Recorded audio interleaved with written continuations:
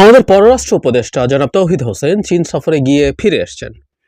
ফিরে আসার পর তিনি সাংবাদিকদের কাছে আলোচনা করেছেন কি কি করেছেন না করেছেন, কি কি হয়েছে না হয়েছে। আমরা এই ব্যাপারটার দিকে একটু মনোযোগ দিতে চাই এবং বাংলাদেশ যখন চীনের সাথে তার এই ধরনের সফর করা হচ্ছে এবং তার অনিবার্য প্রতিক্রিয়া ভারতে হবে, এটা আমরা ধরে নিতেই পারি। কেমন প্রতিক্রিয়া হয়েছে এবং তার পরবর্তীতে এটা নিয়ে ভারত কি করতে পারে সেই আলাপগুলো একটু করতে চাই। আমাদের পররাষ্ট্র উপদেষ্টা চায়নাতে গেছেন, গিয়ে তিনি তার কাউন্টার পার্ট ওয়াং ই, আমরা চিনি এই ভদ্রলোককে, দীর্ঘদিন তিনি আগে এক দফা প্রায় ৮-১০ বছর চায়নার পররাষ্ট্রমন্ত্রী ছিলেন, মাঝে কিছুদিন ছিলেন না, এখন আবার হয়েছেন এবং অত্যন্ত পাওয়ারফুল মানুষ। ওয়াং ইকে আমরা বহু সময় বহু ক্ষেত্রে মানে ইভেন শি জিনপিংয়ের সবচেয়ে কাছের মানুষ এবং তার পাওয়ারের দিক থেকে তার খুব কাছাকাছি, শুধু না তার খুব ক্লোজ মানুষ, এই ধরনের মানুষ হিসেবেই আমরা চিনি তাকে। তো তার সাথে বৈঠক হয়েছে এবং আরও বেশ কিছু বৈঠক আমাদের পররাষ্ট্র উপদেষ্টা করেছেন এবং খুব স্বাভাবিকভাবেই সেগুলো নিয়ে চায়নার বিভিন্ন পত্রপত্রিকা, আমরা যদি বলি পিপলস ডেইলি, গ্লোবাল টাইমস, প্রত্যেকে এগুলো নিয়ে ভালো কাভারেজ দিয়েছে এবং খুব গুরুত্বপূর্ণ আলোচনা হয়েছে, এভাবেই তারা এটাকে গুরুত্ব দিয়ে প্রকাশ করেছে। আমাদের পররাষ্ট্র উপদেষ্টা গতকাল একটা ব্রিফিং করেছেন, সেই ব্রিফিংয়ে তিনি আসলে জানিয়েছেন মোটামুটি কোন ইস্যুগুলো নিয়ে কথা। আমি আবারও বলি, বাংলাদেশের সাথে চায়নার কোন ইস্যুগুলো নিয়ে কথা হয়েছে, কোন ইস্যুগুলো হবে, এর চাইতে এটার অনেক বড় একটা সিম্বলিক ভ্যালু আছে।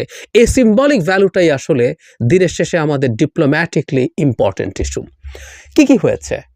খুব গুরুত্বপূর্ণ একটা কথা তিনি বলেছেন, তিনি যখন যাত্রা বিরতি করছেন কুনমিংয়ে, সেই কুনমিংয়ে উনি যাত্রা বিরতির সময় ওখানকার ডেপুটি গভর্নর ওনার সাথে যোগাযোগ করেছে, দেখা হয়েছে। দেখা হওয়ার প্রসঙ্গে তিনি কুনমিংয়ে বাংলাদেশিদের চিকিৎসার জন্য ডেডিকেটেড কিছু হসপিটালের কথা বলেছেন, যাতে বাংলাদেশ চিকিৎসা নিতে পারে এবং স্পষ্টভাবে আমরা বুঝতে পারি তিনিও স্পষ্টভাবেই বলেছেন যে ভারতে যেহেতু আমাদের নাগরিকরা ভিসা পাচ্ছে না, চিকিৎসা নিতে পারছে না, সেই কারণে খুব দ্রুত যদি এটা হয় ভালো হবে। ভিসা ফি কমানোর কথা হয়েছে। আপনারা নিশ্চয়ই ডিস্টেন্সটা দেখতে পাচ্ছেন, খুবই কাছাকাছি। এবং এই প্রসঙ্গে একটু অফ টপিক হলেও জানিয়ে রাখি, কুনমিংয়ের সাথে আমাদের একটা সড়ক যোগাযোগের আলাপ কিন্তু দীর্ঘদিন থেকে হয়েছিল মিয়ানমারের ওপর দিয়ে, ট্রেন যোগাযোগের কথা। যেমন কি চায়না চেয়েছিল কুনমিং হয়ে বাংলাদেশ হয়ে কলকাতা পর্যন্ত একটা বুলেট ট্রেন তারা চালু করবে। সো এই যে কানেক্টিভিটিগুলো প্রায় সবসময় ভারত আসলে এগুলোর বিরোধিতা করেছে, কারণ তাতে তার কিন্তু সুবিধার সমস্যা হয়। যাই হোক, কুনমিংয়ের প্লেন ফেয়ারও খুব বেশি হবে না, কারণ এটা আমাদের খুব কাছে। সো আমরা ভারতের সেই চিকিৎসার ব্যাপারে যে মনোপলি আছে বাংলাদেশের, সেই জিনিসটার উপরে একটা চাপ পড়তে পারে। এবং নট অনলি দ্যাট, আমাদের প্রধান উপদেষ্টাকে যখন জিজ্ঞেস করা হয়েছিল, পররাষ্ট্র উপদেষ্টাকে, তখন বলেছে যে চায়না আমাদের এখানে একটা বড় হসপিটালে ইনভেস্ট করতে রাজি আছে এবং পূর্বাঞ্চলে জমির কথা এসছে। আমি মনে করি আমাদের দেশে এরকম বিদেশিদের ডেকে এনে হসপিটাল শর্ট টার্মে এবং মিড টার্মে হতে পারে, কিন্তু দিনের শেষে আমাদের আসলে একটা ভালো চিকিৎসা ব্যবস্থা তৈরি করতে হবে, যেটা আমাদের দেশের নাগরিক তো বটেই, অন্য দেশের নাগরিকদেরকেও আমরা যাতে হেলথ ট্যুরিজমের জন্য আকর্ষণ করতে পারি। আমাদের মেডিকেল কলেজগুলো এখন এই জোনের স্টুডেন্টদেরকে যেহেতু আগ্রহী করে তুলতে পারছে, তো আমরা গুরুত্ব দিয়ে চেষ্টা করলে আমরা সেই কাজটাও করতে পারার কথা আমরা পারবো। আমরা এই আশা এবং এই বিশ্বাস রাখতে চাই। গুরুত্বপূর্ণ আলোচনা হয়েছে আমাদের ঋণ। আমাদের যে ঋণগুলোর পরিশোধের সময়সীমা 20 বছর ছিল, সেগুলো 10 বছর এক্সটেন্ড করে 30 বছর ব্যাপারে চায়না খুবই পজিটিভ। এখনও যে সিদ্ধান্ত হয়ে গেছে তা না, positive. Not only that, Bangladesh interest rate নিয়ে আলাপ করেছে। যদিও পররাষ্ট্র উপদেষ্টা তার ব্রিফিংয়ে বলেছেন যে আমাদের চায়নার সাথে যে লোন অ্যাগ্রিমেন্টগুলো আছে সেগুলোর ইন্টারেস্ট রেট খুব বেশি হাই না, কিন্তু তারপরও বাংলাদেশ এটাকে আরও কমিয়ে আনার আহ্বান জানিয়েছেন, সার্ভিস চার্জ সহ অন্যান্য সব কিছু মিলে, যাতে আমাদের জন্য লেস এক্সপেন্সিভ হয়ে ওঠে লোনগুলো। এগুলো এক্সিস্টিং লোন, ভবিষ্যতের কথাও বলছি না, এগুলো হবে কিনা আমি আসছি একটু পরে। সো সেটা এসছে। আর আলোচনা হলো মূলত ব্রহ্মপুত্রের উপরে ড্যাম নিয়ে। বাংলাদেশ অংশে খেয়াল রাখবে, ডেটা শেয়ার করবে, এটা আসলে একটা টেনশনের ব্যাপার, কোনো সন্দেহ নেই। ভারত মানে ব্রহ্মপুত্রের উপরে যদি হয়, মানে আমাদের সুইট ওয়াটারের প্রায় 80% আসলে ব্রহ্মপুত্র যে নদী সেটা দিয়ে আসে, যমুনা হয়ে, যেটা আমরা দেখি। এটার উপরে ড্যাম যদি হয়, মানে আমরা সবগুলোকে কমনলি বাঁধ বলি, কিন্তু এটা যদি ড্যাম হয়, যেখানে আপনি বাঁধ দিয়ে একটা রিজার্ভার তৈরি করছেন, তারপর জলবিদ্যুৎ তৈরি হচ্ছে, তখন জলবিদ্যুৎ তৈরি করতে হলে ওই পানি ছেড়ে দিতেই হয়।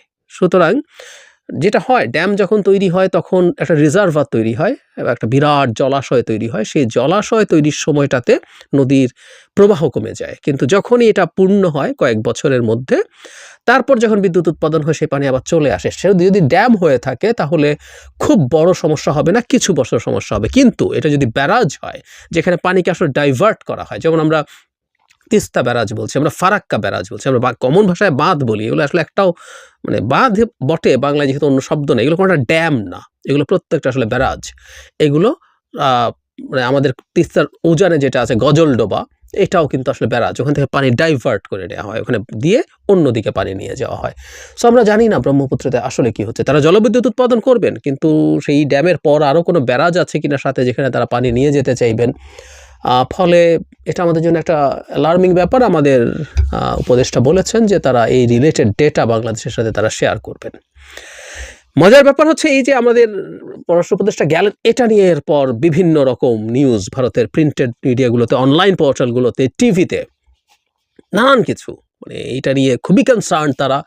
এবং বাংলাদেশ, পাকিস্তান এবং চায়নার একটা নেক্সাস তৈরি হচ্ছে কিনা আবার, যেটা ভারতের স্ট্র্যাটেজিক ইন্টারেস্টকে নষ্ট করবে। এর মধ্যে আমি এনডিটিভিতে দেখলাম যে তারা পাকিস্তানের আইএসআই চিফও নাকি বাংলাদেশে এসেছিল। আমরা নিশ্চয়ই খেয়াল করেছি যে আমাদের আমাদের প্রেস উইং, যেটা আমাদের প্রধান উপদেষ্টা, সেখান থেকে এটাকে অস্বীকার করা হয়েছে। কিন্তু আমাদের একটা হাই পাওয়ারফুল ডেলিগেট তো গিয়েছিল, আমি এটা নিয়ে কথা বলেছি। আমাদের একজন লেফটেন্যান্ট জেনারেলের নেতৃত্বে একটা প্রতিনিধি দল, তারা পাকিস্তান থেকে আরও সমরাস্ত্র কেনা, এমনকি ফাইটার কেনা নিয়েও আলাপ টালাপ করেছেন। ফলে তারা স্বাভাবিকভাবেই, যেটা হচ্ছে এদিকে পাকিস্তান এদিকে চায়না সব মিলে এখন ভারতের ব্যাপারে তারা একটা নেক্সাস তৈরি করে বাংলাদেশে বসে আবারও ভারতের বিভিন্ন জায়গায় অস্থিরতা সৃষ্টির পায় তারা করছে। এই ধরনের আলাপ টালাপ তারা করছে। ওদের এই আলাপগুলো করতে দেখতে ভালো লাগছে, আসলে সত্যিই ভালো লাগছে। এই আলাপগুলোই হবে এবং আখেরে এটা হবে, এটা বহুবার বলেছি। এবং ভারতীয় চ্যানেলগুলোতে, ভারতীয় লেখাগুলোতে আরেকটা খুব সিগনিফিক্যান্ট জিনিস ছিল, সেটা হলো বাংলাদেশ, ডক্টর ইউনূসের সরকার ভারতের সাথে সম্পর্ক উন্নয়নের চেষ্টা করছে না, গোস্বা করেছেন তারা। তাদের বিরাট অভিযোগ এটা, ভারতের সাথে আমরা সম্পর্ক উন্নয়নের চেষ্টা করব এবং ভারতের সাথে সম্পর্ক উন্নয়নের উপায় হচ্ছে শেখ হাসিনা হয়ে যেতে হবে। আমি বুঝি ভারত এখন প্র্যাকটিক্যাল, শেখ হাসিনার লেভেলের একটা স্লেভ ওই শেখ ফ্যামিলি থেকেই হয়তো পাওয়া যাবে, যে শেখ পুতুল, উনি অবশ্য শেখ নন, তার বাবা ভিন্ন, যেহেতু শেখ, আমরা মায়ের দিকটা ধরে নিই, কিন্তু এদেরকে শেখ বলতে চাই। সেই পুতুলকে ট্রেনিং করা, মানে রীতিমতো জোর করে ম্যানিপুলেট করে তাকে ডব্লিউএইচওর পদে বসিয়েছিলেন দিল্লিতে, যাতে তাকে ম্যানিপুলেট করে শেখ হাসিনার পরবর্তী স্লেভ বানানো যায়। কিন্তু ওগুলো তো হবে না। তো ভারতের সাথে সম্পর্কের জন্য অন্তত 80% শেখ হাসিনা হতে হবে, 70% হতে হবে নিজের পক্ষে। ওটা তো হবে না আসলে। বাংলাদেশে তার রাজনীতির কবর হয়ে যাবে যে সাম পার্সেন্টেজ, 25% শেখ হাসিনা হলেও এই দেশে রাজনীতি করা যাবে না। আমি এটা খুব স্পষ্টভাবে মনে করি। তো তাহলে বাংলাদেশ না, আসলে বাংলাদেশের সাথে সম্পর্ক রিয়ালাইন ভারতকে করতে হবে। ওই রিয়ালাইন করার মাধ্যমেই ভারতকে বাংলাদেশের সাথে আসলে সম্পর্ক তৈরি করতে হবে। কিন্তু না, তারা গোস্বা করেছেন। ডক্টর ইউনূস এটা না করে রাদার তিনি ভারতের যারা প্রতিপক্ষ আছে তাদের সাথে সম্পর্ক উন্নয়নের চেষ্টা করছেন, ইস্টের দিকে যাচ্ছেন, এদিকে চায়না। আমি ধারণা করি চায়না বেশ কিছু ব্যাপারে বাংলাদেশকে ছাড় দেবে। ঋণের যে টেনিওর 30 বছর, এবং কিছু কিছু জায়গায় এক ধরনের অন্তত টোকেন হিসাবে ইন্টারেস্ট রেটও তারা ছাড় দিতে পারেন। চিকিৎসার ক্ষেত্রে বাজার, ইটস এ বিজনেস। আমরা ভারতে আমাদের দেশের লোকজন অন্তত $5 বিলিয়ন বিদেশে চিকিৎসার জন্য খরচ করে, তার প্রায় পুরোটাই আসলে ভারতে খরচ হয়। অঙ্কটা ছোট না, বেশ বড়। তো সেটা তারা হারাবেন। এবং শুধু এই বাজার তো না, আরও বহু রকম বাজার আছে, সেই বাজারগুলো তাদের আলটিমেটলি খুব বেশি টিকে থাকবে না। তারা এই ঝুঁকিটা বোধ নিশ্চয়ই করবেন, এবং এটাই তাদের টেনশন, তাদের কপালে চিন্তার ভাঁজ তৈরি করছে।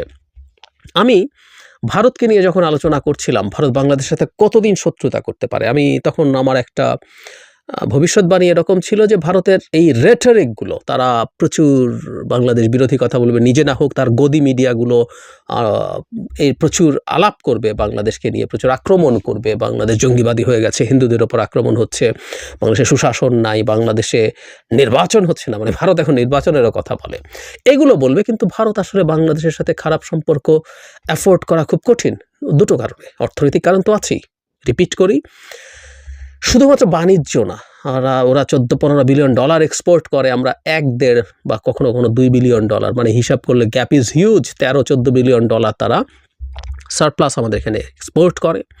ভারতীয়রা এখানে চাকরি করে, অবৈধ ভারতীয়। আমি এই 31 তারিখ যাচ্ছে, আমরা দেখতে চাই কতজন অবৈধ ভারতীয়কে দেশে ফেরত পাঠাচ্ছে। অবৈধ ইন আ সেন্স অবৈধ ভিসা অথবা ভিসা নেই, অবৈধ ভিসা মানে ট্যুরিস্ট ভিসা এনে বাংলাদেশে চাকরি করে এদেরকেও পাঠাতে হবে। যাই হোক, এই অঙ্কটা 5-10 বিলিয়ন ডলারের কাছাকাছি কিছু একটা। চিকিৎসার জন্য খরচ করছে, বেড়ানোর জন্য খরচ করছে, শিক্ষার জন্য খরচ করছে। বাংলাদেশের সাথে টোটাল বেনিফিটের পরিমাণ 25-30 বিলিয়ন ডলার হয়ে যেতে পারে। সো এই বাণিজ্য ভারতের জন্য, এখান থেকে বেরিয়ে আসা ভারতের জন্য সোজা ব্যাপার না, বেশ কঠিন ব্যাপার। এবং যখনই আপনি কোনো একজনকে রেস্ট্রিক্ট করেন, সে অল্টারনেটিভ বের করে ফেলে। কোন মিং হোক বা মালয়েশিয়াতে আর একটু সস্তা, একটু দূরে, কিন্তু মালয়েশিয়াতে যদি প্লেন ফেয়ারটা সস্তা করা যায়, ট্রিটমেন্ট ভারতের কাছাকাছি খরচে এবং ভালো ট্রিটমেন্ট পাওয়া যায়। এই আলাপ হচ্ছে, ব্যাংককে হতে পারে।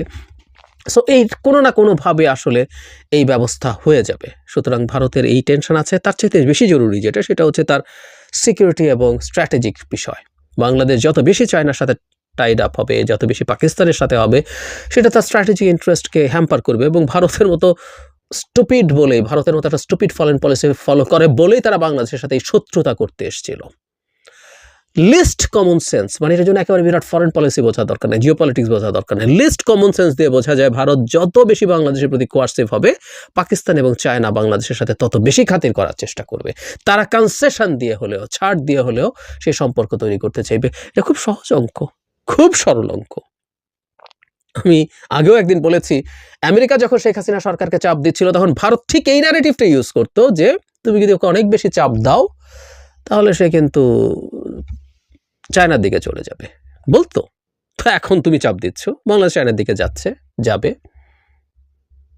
খুব স্বাভাবিক, ওই সুযোগ সে নেবে। এবং বাংলাদেশের বর্তমান সরকারও এই জিনিসটা খুব ব্রাইটলি করছেন। এবং এখন মানে আভাস দেখছি যে ওমানে একটা সম্মেলন আছে, সেখানে ভারতের পররাষ্ট্রমন্ত্রীর সাথে আমাদের পররাষ্ট্র উপদেষ্টা বৈঠক হতে পারে। আমি ধারণা করি এইটা হবে, ভারত আসলে না করে পারবে না। অলরেডি দেরি করে ফেলেছে, ওই যে বললাম তাদের স্টুপিডিটি। উচিত ছিল শেখ হাসিনা যাওয়ার সাথে সাথে শেখ হাসিনাকে রাখলো, ঠিক আছে, হ্যান্ড ওভার করলো না। বহুবার বলেছি কেন সে করতে পারে না, এটা সে অ্যাফোর্ড করতে পারবে না। কিন্তু বাকি সব কিছু আমাদের এটাকে ওয়েলকাম করা, এই সরকারের সাথে অ্যাজ আর্লি অ্যাজ পসিবল তার সাথে সম্পর্ক বিল্ড আপ করে কাজ করা শুরু করা, এগুলোই করার কথা ছিল, যেমন চায়না করেছে। চায়না শেখ হাসিনাকে 18 রাতের ভোটের নির্বাচনের পর স্বর্ণের নৌকা দিয়ে শুভেচ্ছা জানাতে চায়না থেকে দূত এসেছিল। সেই চায়না খুব দ্রুত তার যে স্ট্যান্স সেটা পাল্টে বিএনপির সাথে, জামায়াতের সাথে, তাদের ডেলিগেটকে নিয়ে যাওয়া, বেগম খালেদা জিয়ার সাথে দেখা করা, তাদের দূতের অনেক কিছু করেছে, সব কিছুই করেছে। ভারতের তাই করা উচিত ছিল, সেটা না করে তারা অলরেডি দেরি করে ফেলেছে এবং তাদেরকে এখন এটার মূল্য দিতে হবে। তো এবং এই প্রেক্ষাপটে আমি মনে করি, বহুবার বলেছি, আবারও বলি, বাংলাদেশের উচিত হলো পাকিস্তান এবং চায়নার সাথে সম্পর্ক মেনটেইন করা। এটা ভারতের চাপ পড়ে ভারত আমার সাথে সম্পর্ক নর্মালাইজ করতে চাইবে, সেটা সেকেন্ডারি উদ্দেশ্য। প্রধান উদ্দেশ্য হচ্ছে বাংলাদেশ তার ফরেন পলিসির সভরেন্টি আছে, এটা ভারতকে মেসেজ দিতে হবে, তোমার সাথে আমি ভালো সম্পর্ক চাই, কিন্তু যেখানে যেখানে চায়নার সাথে, যেখানে যেখানে পাকিস্তানের সাথে আমার সম্পর্ক থাকা ভালো, সেটা শুধুমাত্র কারণ মানে আমাদের ওই নিত্য ব্যবহার্য পণ্য টন্যের বিষয় না, আমাদের সামরিক হার্ডওয়্যার থেকে শুরু করে যে কোনো কিছুতেই আমি যেন ইন্ডিপেন্ডেন্টলি ডিসিশন নিতে পারি, সেই এবং আমি নেব ভবিষ্যতে, এই বার্তাটা ভারতকে দিয়ে দেওয়া দরকার আছে। ভারতকে আমাদের সাথে নিজে থেকেই সম্পর্ক উন্নয়ন করতে আসতে হবে। তাদের কপালে চিন্তার ভাঁজ পড়েছে, তাদের মিডিয়া দেখলেই বোঝা যায়, এটা নিয়ে খুব বেশি দিন তারা এভাবে চলতে পারবে না।